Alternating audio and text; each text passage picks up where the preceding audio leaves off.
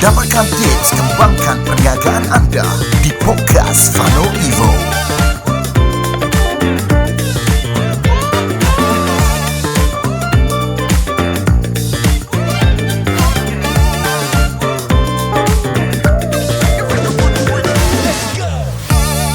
What's up guys, saya American Fadi Rasul dan juga Tuan Fadi Ghazali di Fano Evo Podcast. Pejam celik dah episod ke-13 dah. Cuma episod 13, episod 12 yang episod minggu lepas dan episod kali ini istimewa sebab kita masih lagi bersama dengan student-student dari UUM. Daripada jauh daripada Sintok Kedah tu. Sintok Pahang. Depa mai sini ke Kota Damansara. Seminggu dia duduk kat mana? Tak ada, pendengar-pendengar pun tahu ini dah rekod daripada hari tu. Betul. Dah nak bijak. Sebab bukan hari tu saya dengan Fadil pernah tahu ada orang datang tanya, Tuan Zack, tiap episod tu memang buat tu kita nak tak tahu nak respon macam mana. Professionalism nak kata ya, tapi macam teringat dosa pahala macam nak kata tidak kan. Macam di tengah-tengah, di tengah-tengah kan. Alright, baik. Jadi untuk episod kali ini kita istimewa. Benda yang kita nak bincangkan adalah benda yang student-student UUM kita beritahukan. Student-student UUM kita bertanya. So ada few soalan. Saya nak buat soalan campur question. Question. Ada beberapa soalan yang di tangan saya ni. Yes. Alright. Untuk pengetahuan UUM ni UST apa? Management Bukan. Bukan. UUM tu Universiti Utara Malaysia. You don't do your research. Okay, That's the problem. Research. You have to do your research because you cannot show people your stupidness. Kan? Okay, so seterusnya Tuan Fadi, kita nak tanya. Bagaimana? Ini soalan lebih kurang sama ni. Tak buat research soalan. Ni best. Tolong dia. Istidraj macam mana dia? Dia balas. Dia balas. Bayar cash. Okay, Tuan Fadi. Ini memang sebiji soalan kat sini ya. What skip? Bukan what skip, dia what keep maksudnya. What keeps you sebenarnya. Tapi dia tulis kat sini what skip kan. What keeps Tuan Fadi going dan hold on bila ada obstacles coming through your way. Tuan Fadi, sebenarnya saya nak baca dia punya English ni, tapi saya dah eja-eja sikit lah. So kalau soalan dia, what makes you keep going Tuan Fadi, and what makes you hold on bila ada obstacles coming through your way. Waduh. Ni macam nampak bijak lah. Lirik. Okey. Tuan Fadi. Bismillahirrahmanirrahim. Bismillahirrahmanirrahim. Jawab macam mana nak suruh level dia untuk umur berapa semua? 20 berapa? Ada 25? Paling tua berapa? Paling tua 30 lah, 30 lah. 23, okey. Baik, bismillahirrahmanirrahim. Saya bermula what keeps you going? Guna bahasa dia. Okey, bismillahirrahmanirrahim. Saya umur 7 tahun. Masa saya umur 7 tahun tu, ada satu hari saya dengan adik saya tengah main basikal depan rumah. Umur 7 tahun ni darjah 1 lah kan. Tengah main basikal depan rumah. Setiap hari memang saya akan main basikal depan rumah. Di hari tu masa saya tengah main basikal, tiba-tiba ada aksiden depan rumah saya. Memang depan rumah saya ni memang selalu aksiden, kawasan Kemalangan. Tapi bila aksiden hari tu, biasa bila aksiden saya akan duduk dekat pintu pagar, saya akan pegang pagar, saya tengok keluar lah. Sebab masa tu umur 7 tahun tak boleh keluar kan. Nenek saya keluar, kejap dalam seminit 2 minit dia patah balik dalam keadaan menangis. Nenek saya kata itu abah yang aksiden depan rumah. Masa tu saya umur 7 tahun. Saya anak sulung kepada 4 orang adik-beradik. Jadi saya tahu kalau aksiden, biasanya aksiden tu akan parah lah. Dan masa tu saya ingat lagi saya lari masuk dalam rumah. Saya masuk dalam toilet rumah dan saya nangis masa tu. Saya kata, saya ingat lagi sampai hari ni, saya ingat that moment saya doa, ya Allah, jangan ambil abah. Jangan ambil nyawa abah. Dan orang yang datang ketuk pintu, keluar, dia takut something happen lah. Sebab saya umur 7 tahun, basically kita dah tahu, umur 7 tahun ni kita dah boleh ingat apa yang berlaku umur 7 tahun, betul tak? Kalau umur 6 gini, kita klik sama-sama sikit. Sebab otak masih develop. 7 tahun, biasa kita boleh ingat. Orang ketuk pintu, suruh saya keluar, saya tak keluar. Sampai satu masa tu, dah lama sangat saya dah letih, baru saya keluar daripada bilik air. Sebab mak saya balik juga, mak saya kerja dekat Kota Baru. Abah saya kerja dekat Pasir Putih. Jadi abah saya ni 5 minit daripada rumah. Mak saya ni 1 jam daripada rumah. Jadi biasa pukul 5 abah sampai, pukul 6 lebih mak sampai. Jadi 6 lebih tu mak saya sampai, saya masih ingat dalam kepala otak saya keluar daripada bilik air, mak saya duduk di satu sudut rumah, tengah pegang adik saya yang nombor 4, bongsu. Yang bongsu tu baru lahir, merah lagi dia. Mak saya pegang. Tengah sugul duduk dekat kawasan rumah tu. Dan saya tahu that moment saya dah tak ada ayah. Jadi pada ketika itu, beberapa minggu sebelum ayah saya aksiden tu, ayah saya pesan satu benda. Masa tu saya tidur dengan adik saya. Ayah saya tidur, saya duduk sebelah, dia tidur macam ni. Kalau kita pernah tidur dengan ayah kan. Sebelah saya, sebelah adik saya. Mungkin siapa yang pernah tidur dengan ayah lah. Kalau tak pernah tidur. Kan? Jadi ayah saya pesan, dia kata kalau abah tak ada, jaga adik-adik. Jaga adik-adik. Jadi bila abah saya tak ada, setiap hari saya merindui kepulangan abah saya. Saya tidur selepas hari kejadian tu, saya tidur tepi pintu rumah. Dan saya doa supaya tengah malam tu ada orang ketuk pintu rumah dan orang yang balik itu adalah abah saya. Setiap hari, never fail.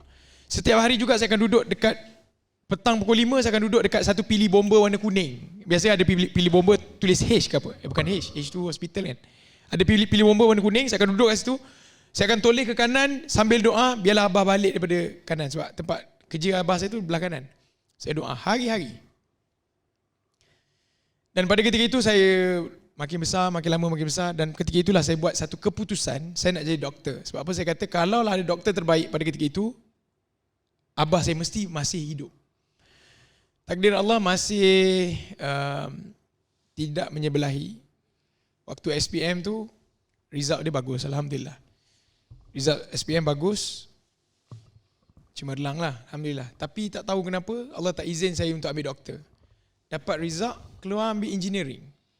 Saya kata pada mak saya kata saya tak nak masuk universiti. Saya nak pergi matrix. Sebab saya nak ambil juga doktor, ke mana-mana pun. Mak saya kata kalau pergi doktor, nanti ada 3 orang adik lagi mak kena sara. Abang korban lah, abang pergilah belajar. Universiti, Petronas tanggung. Saya korbankan niat saya untuk jadi doktor masa tu. Masuk universiti, belajar. Tu yang jadi tak live life to the fullest tu. Saya memang pergi just jalan je lah. Dan ketika itu saya jumpa bisnes. Dan saya berpendapat pada ketika itu, kalaulah ekonomi keluarga saya bagus, abah saya mesti tak naik motor.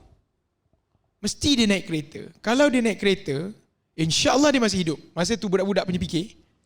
Jadi saya kata, aku kena kuatkan ekonomi. Jadi masa tu saya kata apa? Aku mesti jadi jutawan. Masa tu lah. Budak-budak punya pemikiran. Nak jadi jutawan. Baca buku jutawan. Millionaire before 30. Millionaire before 25. Kepala otak dia semua. Baca tak apa-apa kan. Betul. When we want to achieve something, kita akan fokus kat situ kan. Saya buat. Nak menjawab soalan what keep you going kan. What keeps you going? 25 tahun umur, saya target jadi jutawan masa tu. Jadi kerja macam orang gila lah. Belajar buat bisnes. Jual puding tahu, jual puding. Beli dekat Ipoh, naik motor, pergi beli puding, letak dekat universiti. Kira-kira dapat RM100, bayar motor, habis licin. Itulah saya buat pusing. Last sekali saya kata, kita tengok umur 25 jadi jutawan ke tak? 25 tak jadi jutawan. Bukan tak jadi jutawan, malah tidak ketahuan. Duit pun tak ada. Jadi masa itulah saya tukar mindset saya. The key adalah bagi manfaat. Sebab Allah janji, kalau kau bagi 1, Allah bagi 10. Now listen to me properly guys. Dengar saya cakap. Kalau ngantuk, buka mata. Sekarang. Ada 2 jenis ekor ayam. Dengar. Ni cerita ayam ni. Ada 2 jenis ekor ayam. Satu ayamnya jinak. Ayam apa? Jinak. Yang laki ayam apa? Jinak. Ayam kedua, kontra kepada jinak apa? Lia. Ayamnya liar. Tengok Jadi, kedua-dua ayam ni rasa lapar. Jadi owner ayam ni disebabkan ada 2 jenis ekor ayam ni. Jadi untuk ayam liar, dia ambil padi ni, dia baling. Dia buat dia baling. Dia baling sana, baling sini, baling sana, baling sini. Apa kerja ayam tu?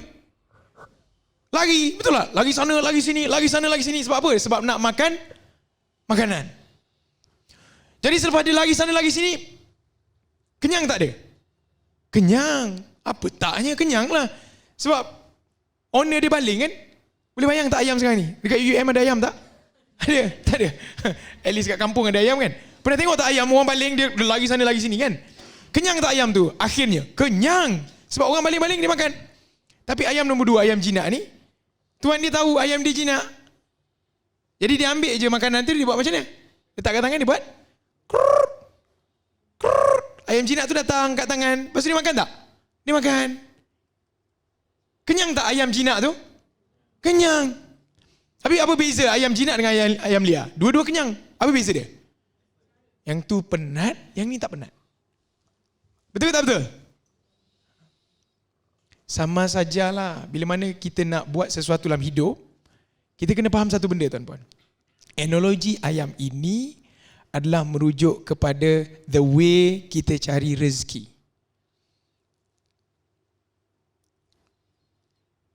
Kalau kita jadi ayam liar, dapat tak duit? Dapat. Jadi ayam jinak, dapat juga duit.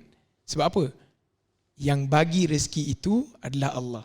Kita kena buat apa Allah suka. Maka Allah suka bagi pada kita. The key adalah jadi ayam jinak. Jinak ni apa? Ikut je apa Allah suka, Allah suruh, kita buat. Dapat tak rezeki? Dapat. Dengan cara yang lebih mudah berbanding orang lain. Now, macam mana cara dia? Kaedah dia? Key dia ingat sampai bila? Buat apa Allah suka, Allah bagi apa kita suka. Apa Allah suka kita buat? Allah suka kita silaturahim. Allah suka kita bagi. Allah suka kalau kita jaga mak ayah. Buat semua tu pada sama, buat juga asbab bisnes. Tiba-tiba anda akan nampak bisnes anda lagi mudah capai berbanding anda buat. Boleh jadi ayam liar, buat bisnes macam orang gila tapi tinggal mak ayah. Boleh buat bisnes gila-gila tapi tak jaga silaturahim. Boleh tak dapat? Boleh. Buat bisnes gila-gila tapi tak bagi pun sedekah. Boleh tak dapat? Boleh, tapi susah. Cara mudah adalah buat apa Allah suka, sama buat bisnes. Tiba-tiba, trust me, tak payah susah-susah tengok bank account, suddenly, ada 1 juta, suddenly 2 juta. Suddenly anda tak tahu nak buat apa dengan duit yang anda ada. Boleh faham? So, apa yang buatkan saya keeps on going? Kalau untuk saya takkan ada keeps on going tu. Tapi kalau buat untuk Allah, la ilaha illallah, itu yang akan buatkan saya keeps on going. Malah, kalau kita buat untuk Allah, dia bukan saja waktu kita hidup. Kita mati nanti pun bisnes kita pasti akan bergerak. Sebab apa? Yang jaga tu Allah. InsyaAllah. Alright? Luar biasa. Mantap. Jadi apa dia jawapan dia? Jadi ayam jinak ke jadi ayam liar? Ayam jinak. Ayam jinak. Ayam jinak ni, umpama Allah suruh buat. Allah kata jangan. Itu saja. Kita banyak macam-macam jenis ayam kat dunia ni. Tapi kita kena jadi ayam yang tapi jinak. ada 2 je ayam. Ayam banyak jenis. Tapi attitude ayam Attitude ayam ada 2. Jinak liar. Jinak. Betul. Macam lagu Jalil Hamid lah. Ayam macam ayam. Itu ayam jenis ayam. Ini perangai ayam. Perangai ayam. Nyanyi terus. Okey, soalan seterusnya. Soalan seterusnya. Bukan berkaitan ayam pastinya. Soalan seterusnya ni nampak ada student ni mungkin berniaga saya rasa. Based on soalan dia. Soalannya berbunyi macam ni. Good questions.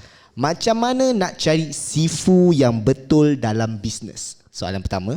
Dan soalan diikuti dengan soalan keduanya, perlu ke mencari sifu untuk menjalankan bisnes? Perlu ke cari sifu untuk jalankan bisnes? Kita jawab soalan nombor 2 dulu. Okey. 1 darab 1, jawapan dia berapa? 1 darab 1, jawapan dia berapa? 1 tuan. 2. 1. 1 darab 1. 1 tambah 1. Tu lain. 1 kan? 2 1 tambah. Saya dia cakap 1 tiba macam 2. Diorang perkena, diorang pedajal. Ada orang kat belakang tu buat macam tu. 1 darab 1, jawapan dia? 1. Cuba teka. Kita belajar tiba-tiba keluar idea tu sendiri, jawapannya 1, atau ada orang pernah ajar kita 1 darab 1, jawapan dia 1.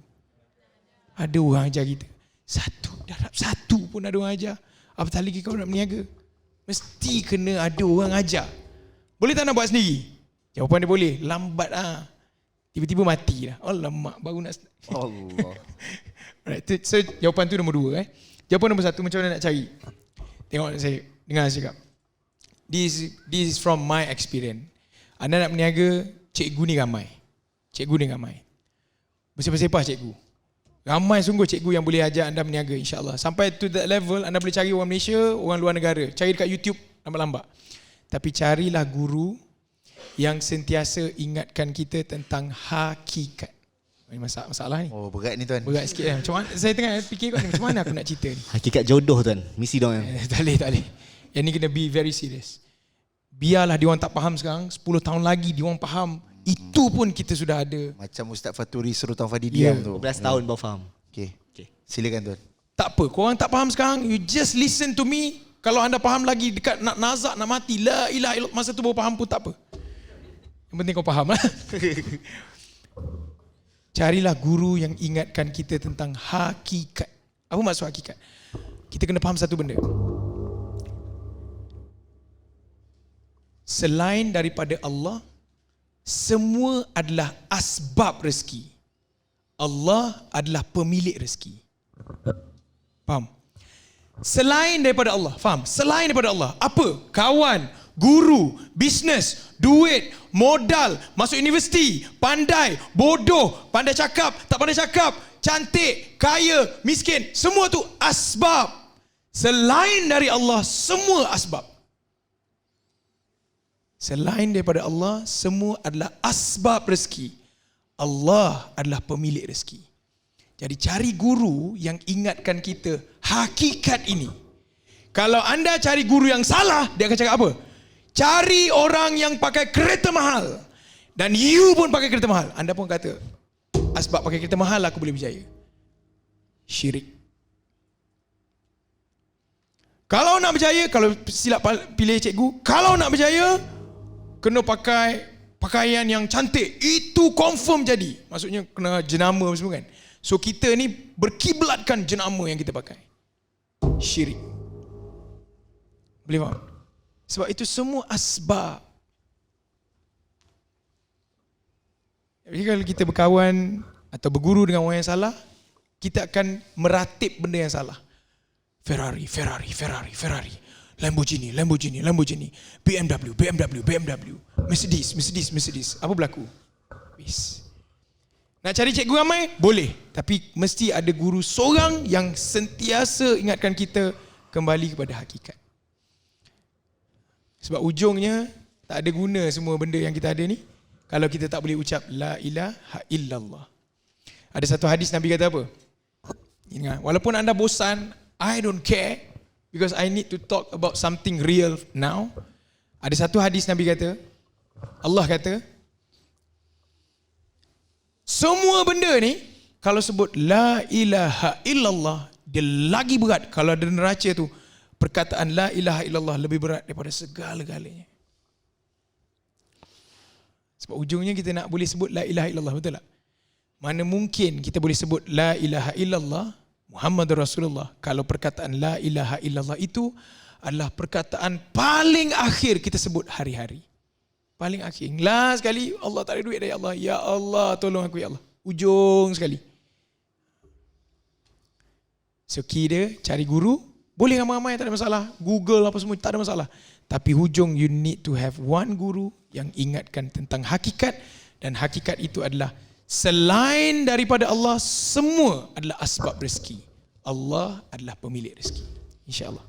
Baik, terima kasih Tuan Fadi. Kupasan yang begitu mendalam dan begitu menarik. Jadi saya rasa banyak dah yang tertarik hari ini. Seperti mana mereka-mereka yang katil menarik mereka sekarang dalam kepala. Mengantuk Katil menarik katil menarik kepala mereka untuk macam boleh tidur kan. Tak apa, dia orang mengantuk tak apa. Tak apa. Sebab apa? Saya tak expect. Sebab saya pernah duduk tempat tu 23 tahun.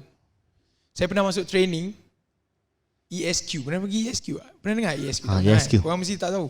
Saya masuk training ESQ sebab makcik saya bayarkan untuk saya RM1,000. Dia paksa saya masuk.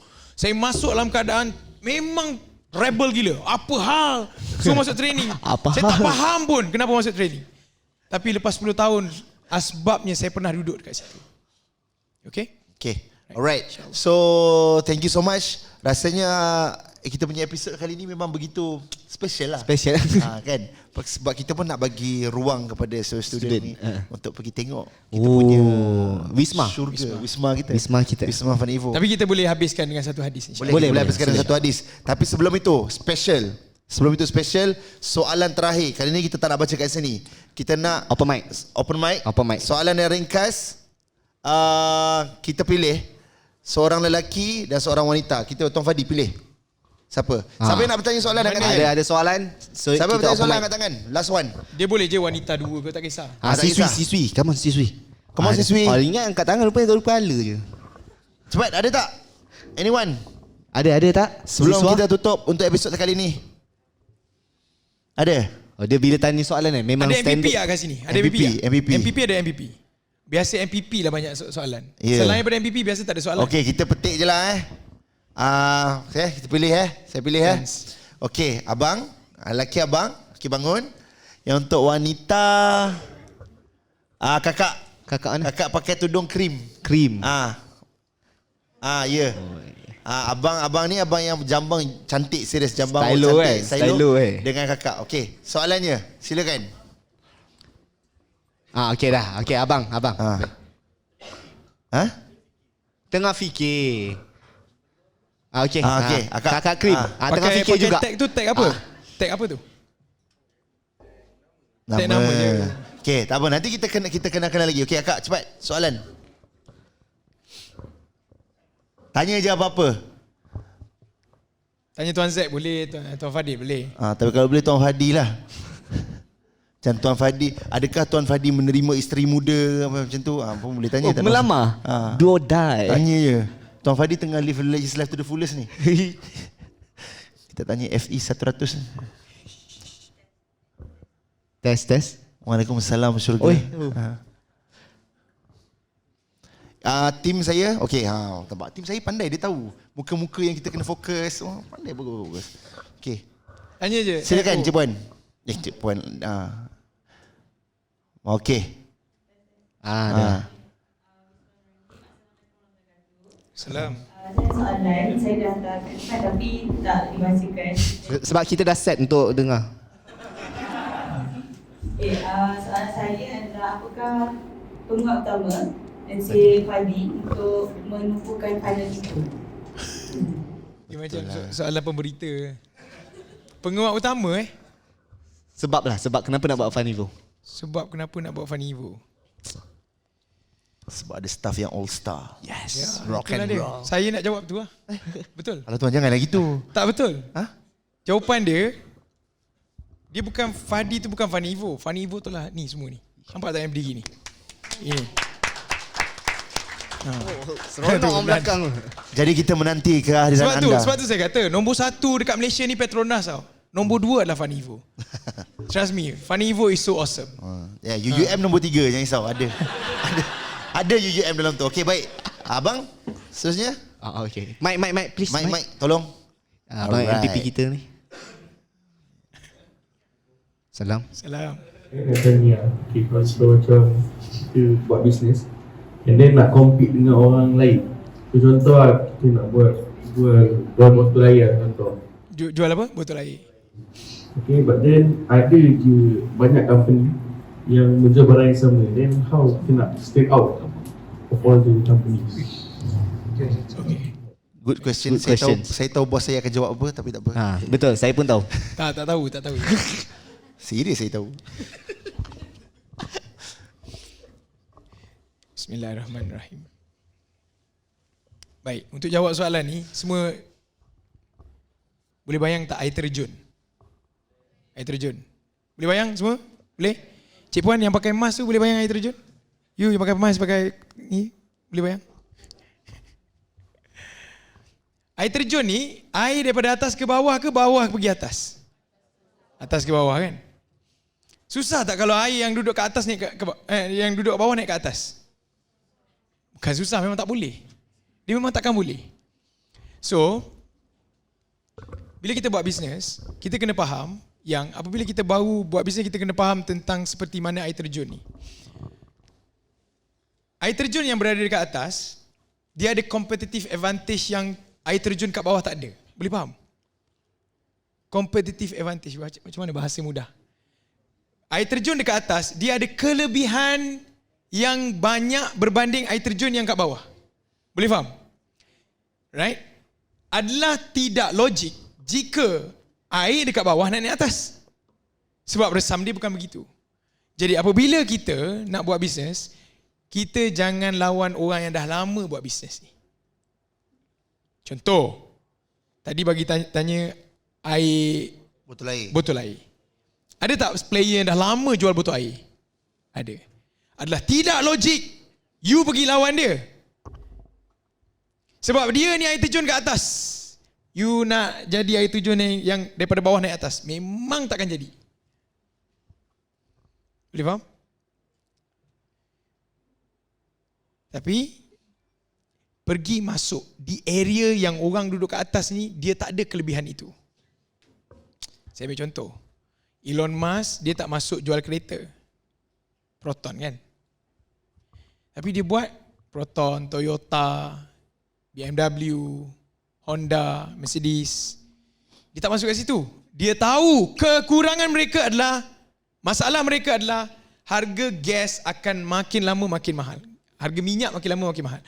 Jadi dia tak nak lawan dekat atas, dia lawan dekat bawah ni yang dia ada competitive advantage, which is electric car. Jadi dia fokus dekat electric car. Dia masih buat kereta tapi dia fokus on electric car. So now, tanya soalan tentang botol air. Kalau you buat botol air, everybody needs botol air, betul tak? Tapi everybody juga is talking about botol air mencemarkan alam sekitar. Kalau you masih buat botol air guna plastik, you confirm tak boleh bersaing. Tapi kalau you buat botol air yang biodegradable, yang boleh tahan bertahun-tahun, tapi once habis je air dalam tu, dia terus reput, then you akan jadi the best of the best dalam market. So the key adalah jangan bersaing dengan orang yang ada competitive advantage, ada market besar, brand besar, whatsoever. You just need to find apa yang orang perlukan, you provide solution yang berbeza sedikit pada dia, there you go. You boleh buat bisnes. Hope he answers your question, brother. Itu lain, program lain. Lain. Chapter 5 verse 73. Lain. Okay. Alright, so maknanya dengan soalan-soalan daripada Siswi. abang kita ni, siswi dan siswa kita ni, maka berakhirlah episod kali ini. Tapi sebelum itu, Suka tepuk. sebelum Siapa itu, tepuk kita nak dengar perkongsian hadis of the episode. InsyaAllah. Sebelum kita rapkan, alright? Bismillahirrahmanirrahim. Hadis ni dengar tak apa, kita dengar je hadis. Hadis, bila kita baca hadis, dia jadi majlis ilmu. Bila majlis ilmu, kita nampak kat sini dalam 20, 30 orang, 50 kan. Tapi sebenarnya bila dia jadi majlis ilmu, malaikat bertingkat-tingkat sampai arash. Jadi bagus, hebatnya majlis ilmu ni, insyaAllah. Bismillahirrahmanirrahim. Sayyidina Abdullah bin Umar meriwayatkan bahawa Nabi SAW bersabda, sesungguhnya Allah SWT menerima taubat seseorang hamba selagi dia tidak mengalami nazak. Sayyidina Abdullah bin Umar meriwayatkan bahawa Nabi SAW bersabda, sesungguhnya Allah menerima taubat seseorang hamba selagi dia tidak mengalami nazak. Jadi kita tak nazak lagi, nazak kan? Tak nazak lagi kan? Belum. Tengok kaki kanan, nazak. Ada di tengah, tak ada kan? Allah terima lagi. Allah terima. Jadi macam mana kita nak mohon taubat sekarang ni? Istighfar. Cuba kita istighfar 3 kali. Boleh? Istighfar tahu tak istighfar macam mana? Astaghfirullah. Jom. Kita istighfar. Kita senyap sekejap, istighfar 3 kali. Boleh? Bismillahirrahmanirrahim. Astaghfirullahalazim. Astaghfirullahalazim. Astaghfirullahalazim. Alhamdulillah. InsyaAllah.